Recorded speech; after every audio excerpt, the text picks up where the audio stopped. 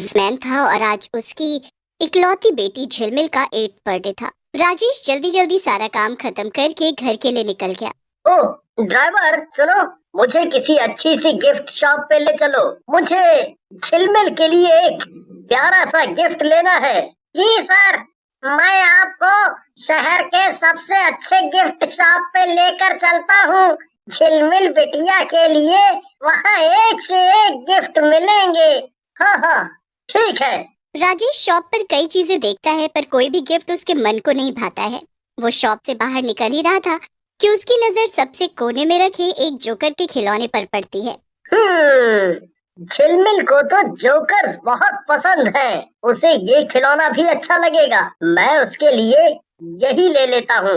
Rajesh gift लेकर घर पहुँच जाता है। पापा पापा आ गए। हैप्पी बर्थडे मेरी गुड़िया रानी, ये लो तुम्हारा गिफ्ट। वाह जोकर, मुझे ये बहुत पसंद आया पापा, थैंक यू। चलो अब जल्दी से केक काटो झिलमिल, तुम्हारे सारे फ्रेंड्स वेट कर रहे हैं। झिलमिल केक काट लेती है और सब लोग उसका बर्थडे मनाते हैं। सबके जाने के बाद वो अपने जोकर को अपने रूम में ले जाती है।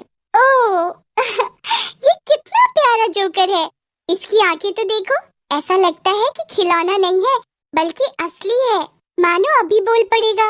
झिलमिल एक टक अपने खिलौने को देख रही थी कि तभी जोकर की पलक झपकती है और वो मुस्कुराता है। क्या ये मैंने अभी क्या देखा?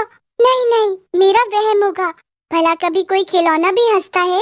तभी झिलमिल की माँ पूजा उसे आवाज लगाती है और वो रूम से बाहर चली आती है। उसके बाहर जाते ही वो जोकर फिर से एक डरावनी हंसी हंसने लगता है। झिलमिल वापस आकर अपने कमरे में सो जाती है। अचानक से उसकी आंख रात के 3 बजे खुलती है। वो पानी पीने के लिए मुड़ती है कि तभी वो देखती है कि वो जोकर उसके ठीक बगल में बैठा हुआ था। ओह ये क्या? मैं तो डर ही गई। ये जोकर भला यहाँ कैसे आ गया?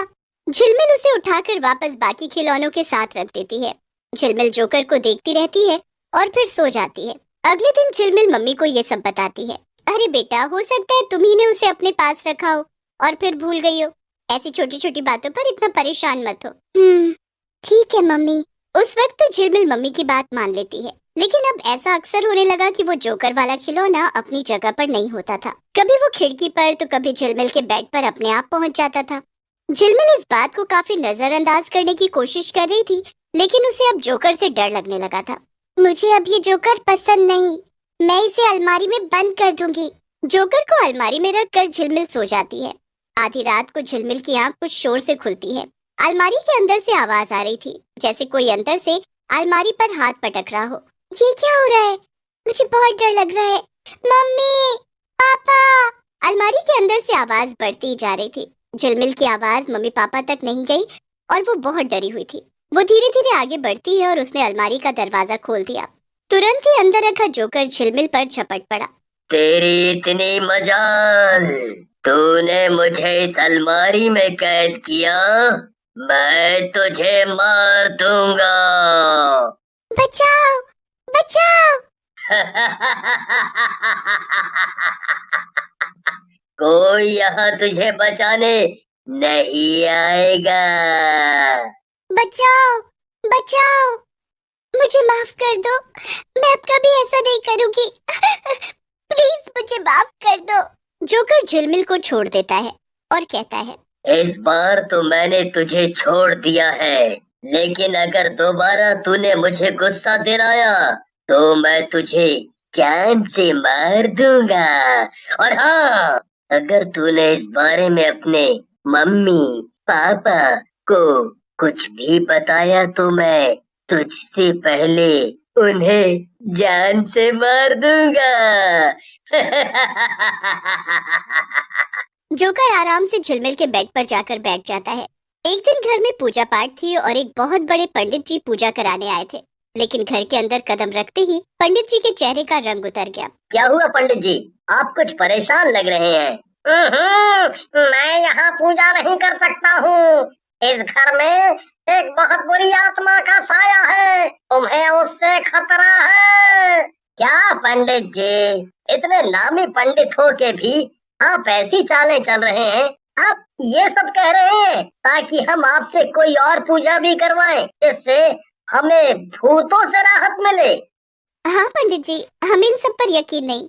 राजेश और पूजा ने पंडित की बातों पर यकीन नहीं किया और पूजा किसी दूसरे पंडित से करवा ली।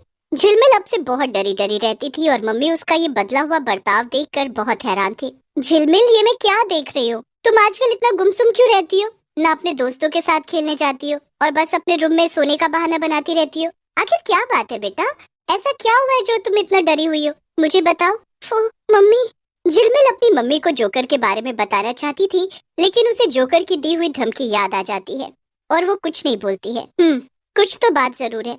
ठीक है, अगर तुम मुझे अभी नहीं बताना चाहती हो तो कोई बात नहीं, पर बेटा तुम्हें जब भी ठीक लगे तो मुझे तुरंत आकर बताना, ठीक है? ठीक है मम्मी, मुझे इस पर नजर रखनी पड़ेगी कि आखिर बात क्या है। पूजा ने सारी बात राजेश को बताई और दोनों ने झिलमिल के रूम में एक हिडन कैमरा लगा दिया। आओ पूजा, पिछले एक हफ्ते की सारी रिकॉर्डिंग हो गई है इस कैमरे में। आओ देखते हैं कि आखिर झिलमिल क्यों इतना परेशान है। पूजा और राजेश रिकॉर्डिंग देखकर हैरान रह जाते हैं। वो देखते हैं कि वो भूतिया जोकर हर रात को अपने आप चलता और बोलता था और झिलमिल उससे कितनी डरी हुई थी। ये सब क्या है? हमारी झिलमिल के साथ ये सब क्या हो रहा है? मैं अभी जाकर उस जोकर को घर से बाहर फेंक दूंगी।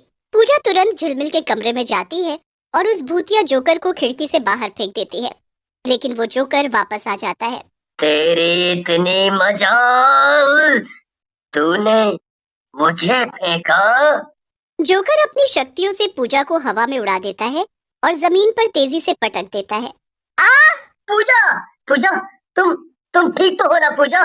इसके बाद राजेश जल्दी से पूजा और झिलमिल को लेकर घर से भागने लगता है, लेकिन सारे दरवाजे बंद हो जाते हैं। कोई यहाँ से बाहर नहीं जाएगा। मुझे तो बस एक घर चाहिए। मुझे यहाँ से बाहर मत निकालो। मैं किसी को कोई नुकसान नहीं पहुँचाऊंगा। ठीक है, हम तुम्हें यहाँ रहने देंगे, लेकिन तुम वादा करो कि किसी को कोई नुकसान नहीं पहुँचाओगे। इसके बाद राजेश, पूजा और झिलमिल घर के बाहर आ जाते हैं। ये तुम क्या कह रही हो पूजा? हम उसे घर में कैसे रहने दे सकते हैं? हमारी जान को खतरा है। मैंने सिर्फ उसका ध्यान भटकाया है ताकि वो हमें नुकसान न पहुंचाए और हमें उससे पीछा छुड़ाने का समय मिल जाए। मुझे पता है कि वो कोई बुरी आत्मा है और हमसे झूठ बोल रहा है। उसे सिर्फ घर में नहीं रहना है, बल्कि कुछ और ही मकसद है उसका। आप जल्दी से उन पंडित जी के पास जाइए जिन पर हमने यकीन नहीं किया था और उन्हें सब बताइए। राजेश तुरंत पंडित जी के पास जाता है और उन्हें सब बताता है। वो भागा भागा वापस आता है। पूजा, ये बहुत खतरनाक और बुरी आत्मा है। पंडित जी ने कहा है कि इससे छुटकारा पाने के लिए हमें रायपुर के जंगल में जाना होगा। एक बहुत सिद्ध तांत्रिक रहते हैं, वो एक भभूति देंगे जिसे इस जोकर पे छिड़कने से हमें इससे छुटकारा मिल जाएगा। तो देर किस बात की? आप अभी के अभी जाइए और वो भभूति लेकर आइए। हमारे पास ज्यादा वक्त नहीं है। मैं जल्द लौटूंगा। तुम तब तक अपना और झिलमिल का ख्याल रखना। इतना कहकर राजेश जल्दी से रायपुर के लिए निकल पड़ता है। तभी पूजा देखती है कि झिलमिल उसके आसपास कहीं भी नहीं है। अरे, अभी तो यही थी। झिलमिल अब कहाँ गई? पूजा वापस घर के अंदर आती है तो उसे झिलमिल की चीखें सुनाई देती है। माँ, मुझे बचाओ माँ, माँ। पूजा भागकर जाती है और देखती है कि जोकर झिलमिल की गर्दन को पकड़े हुए था। दूर हो जा मेरी बेटी से शैतान। पूजा जोकर को पकड़कर दूसरी तरफ फेंक देती है, मगर वो जोकर अपनी शक्तियों की मदद से टेबल को पूजा के ऊपर उठाकर पटक देता है। पूजा बुरी तरह से घायल हो जाती है। श्राप की वजह से मैं सालों से इस खिलौने में कैद हूँ। मुझे एक शरीर चाहिए। इतना कहकर जोकर झिलमिल के ऊपर झपट पड़ता है। जोकर ने झिलमिल का गला कस के पकड़ रखा था और झिलमिल की सांसें रुक रही थी। पूजा दूर से ये सब तमाशा देख रही थी, पर वो चाहकर भी कुछ नहीं कर पा रही थी। हे भगवान, हमारी मदद करो, इस शैतान से मेरी बेटी को बचाओ। तभी जोकर के गले में एक धागा आकर गिरता है। जोकर बहुत तेज चिल्लाता है और झिलमिल का गला छोड़ देता है। राजेश ने तांत्रिक की दी हुई सिद्ध रस्सी से जोकर का गला बांध दिया था और जोकर खुद को छुड़ा नहीं पा रहा था। नहीं,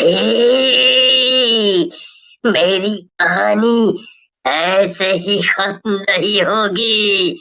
इतना कहकर राजेश अपनी जेब से तांत्रिक बाबा की दी हुई भभूति निकालता है और उस जोकर के ऊपर डाल देता है। जोकर का खिलौना आग से जलने लगता है और राख हो जाता है, लेकिन उस राख से एक काली परछाई निकलती है और खिड़की से बाहर उड़ जाती है। राजेश अपनी बेटी और पत्नी को लेकर उस शहर से बहुत दूर